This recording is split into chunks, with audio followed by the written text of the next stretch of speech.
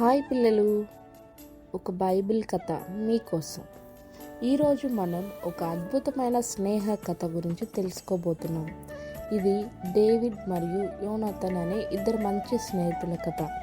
ఒకప్పుడు డేవిడ్ అనే కుర్రాడు ఉండేవాడు. అతను గొర్రెలను కాపాడే వ్యక్తి, కానీ అతనిలో చాలా ధైర్యం ఉండేది.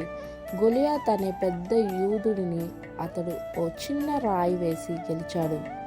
ఈ విషయం తెలిసి రాజు అయిన సౌలు ఆశ్చర్యపడ్డాడు. అతను దావీదును పిలిపించి రాజు భవనానికి తీసుకొని వచ్చాడు.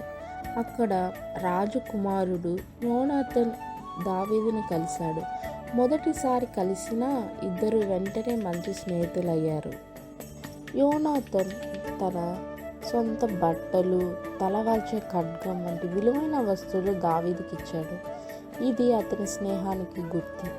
కానీ కొన్నేళ్ల తర్వాత రాజు సౌలు యోనాథన్ తండ్రి దావీదు మీద అసూయపడ్డాడు.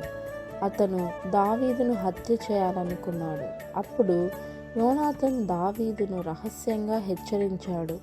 నీవు త్వరగా ఎక్కడికైనా వెళ్ళిపో, నా నాన్న నిన్ను గాయపరచవచ్చు అని చెప్పాడు. దావీదు చాలా బాధపడ్డాడు. కానీ అతనికి యోనాథన్ చూసి ఆనందం, అతని స్నేహం గుర్తొచ్చింది. వీళ్ళిద్దరూ చివరిసారి ఒక పొలంలో కలిశారు. నీ కుటుంబాన్ని ఎప్పుడూ నేను చూసుకుంటాను అని దావీదు యోనాథన్కు మాట ఇచ్చాడు. కాలం గడిచింది.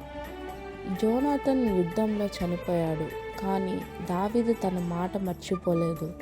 ఆయన యోనాథన్ కుమారుడు మెఫీబోషెతును తన రాజభవనంలో చూసుకున్నాడు. ప్రతిరోజు అతనితో కలిసి భోజనం చేసేవాడు. ఈ కథ మనకు చెప్పబోతున్నది ఏమిటంటే, నిజమైన స్నేహితుడు ఎప్పుడూ నీతో ఉంటాడు.